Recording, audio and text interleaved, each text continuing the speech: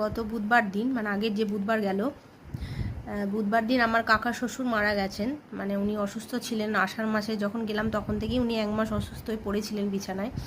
তা সামনের বুধবার দিন উনি মারা গেছেন। ওনার বয়স হয়েছিল প্রায় এই 60-65 এরকম হবে। যাই হোক, আমি অতটা তাও মানে জানি না, যাই হোক এরকমই বয়স হবে, আমি যেটুকু আমার মানে আন্দাজে আমি বলছি। তা যাই হোক, ওনার বয়স হয়েছিল এরকম, আর উনি অসুস্থ ছিলেন কিছুদিন ধরেই, 1 মাস ধরে বিছানায় পড়েছিলেন। হঠাৎ ওনার পায়ে একটু প্রবলেম হয়, সেই থেকে উনি বিছানায় পড়ে গেছিলেন।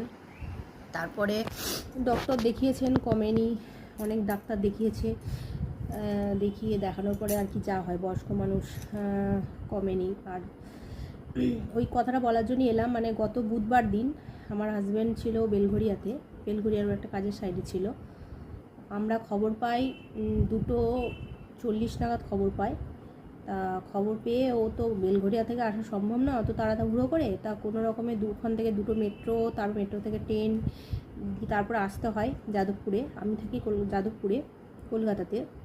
আর আমার দেশের বাড়ি হচ্ছে মণ্ডলগ্রাম, সেটা হচ্ছে মেমারি লাইনে। মেমারি থেকেও অনেকটা যেতে হয়, অনেক মানে মোটামুটি কয়েক কিলোমিটার রাস্তা। তা যাই হোক, তাড়াহুড়ো করে ও এলো, আমাকে বললো, তখন ছেলে ছিল স্কুল থেকে ছেলের আজ সেদিন আমার এনসিসি ছিল, ছেলেকে স্কুল থেকে নিয়ে এলাম তাড়াহুড়ো করে, ছুটি করে। তারপরে আমি এখান থেকে গেছিলাম, তারপরে ও এলো, আমি ব্যাগটা গুছিয়ে কোনো রকমে চলে গেছিলাম তাড়াহুড়ো করে। কিন্তু যাই হোক, আমরা দেখতে পেয়েছি কাকুকে। তা সেদিনকে বৃষ্টি হচ্ছিল হঠাৎ, তারপরে বৃষ্টির মধ্যে একটু ভিজেওছি, ঠান্ডাও লেগে গেছে একটু, দেখতেই পাচ্ছ। এখন তো অসহ্য চলছে, চুল ছাড়াতে নেই, কী অবস্থা আমার। এমনিতেও আমার জ্বরও এসে গেছিলো।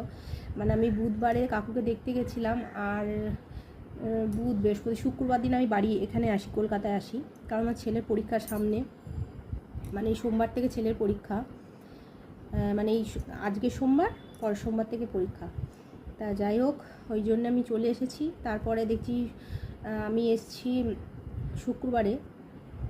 শুক্রবার রাত থেকে আমার খুব জ্বর, ঠান্ডা লেগেছে, কাশছি, মানে এত ঠান্ডা লেগেছে, মানে বৃষ্টির জলটা মাথায় পড়েছে যেদিন দেখতে যায় কাকুকে সেদিনকে। তা সেই জন্যই আমি ভিডিও এখন দিতে পারছি না, মনটাও খারাপ আছে, মনটা ভালো নেই। যাই হোক, এই রান্না